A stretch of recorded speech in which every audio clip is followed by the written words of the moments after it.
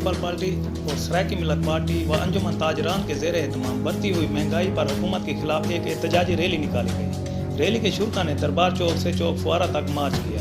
اس موقع پر Pakistan people party کے city صدر تنویر اقبال بھٹی اور چیئرمین سرائکی ملت پارٹی اصغر خان ناہر نے مہنگائی کی صورتحال پر خطاب کیا۔ وہ مہنگائی کے خلاف ہے۔ اس وقت پاکستان میں جو مہنگائی ہے وہ اپنے عروج پہ ہے۔ چیزوں کی قیمتیں جو ہے وہ 300 400% بڑھ گئی ہیں۔ غریب کو اس وقت اپنی روزی اور جسم اور روح کا رشتہ برقرار رکھنے کے لیے بہت ہی پاپڑ بیلنے پڑ رہے ہیں۔ یہاں پہ ہر چیز کو مہنگا کر کے عوام سے ٹیکس تو بٹورے جا رہے ہیں، لیکن ان ٹیکسوں سے صرف افسر شاہی عیاشیاں کر رہی ہے۔ غریب جو ہے وہ پس گیا ہے اور اس کے چولہا جو ہے وہ ٹھنڈا ہو گیا ہے۔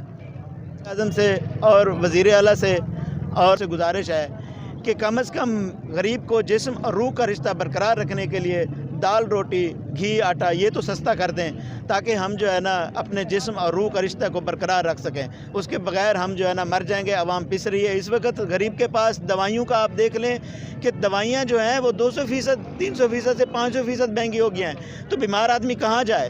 اور اگر ہاسپٹل میں جائے وہاں مفت دوائی کہیں بھی نہیں ملتی، وہ صرف پرچی لے کے باہر بھیج دیتے ہیں۔ اس وقت تعلیم کا معیار یہ ہے کہ انہوں نے کہا ہے کہ ہم تعلیم کو مفت کر رہے ہیں، لیکن جو کتابوں کی قیمتیں ہیں، جو یونیفارم کی قیمتیں ہیں اور جو سکولوں کی فیسیں ہیں وہ انتہائی حد تک بڑھ گئی ہیں۔ کوئی بھی سکول اس طرح ان کے کنٹرول میں نہیں ہے، کوئی پرائیویٹ سکول ان کے کنٹرول میں نہیں ہے کہ وہ ان کو جو ہے نا فیسیں کو کم کر سکے۔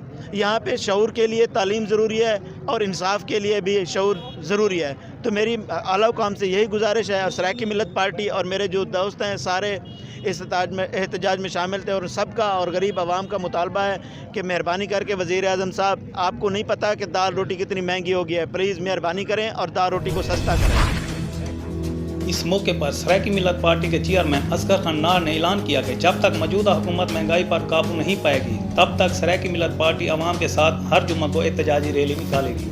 ریاض سومرو، VSP نیوز، جلال پور پیروالا۔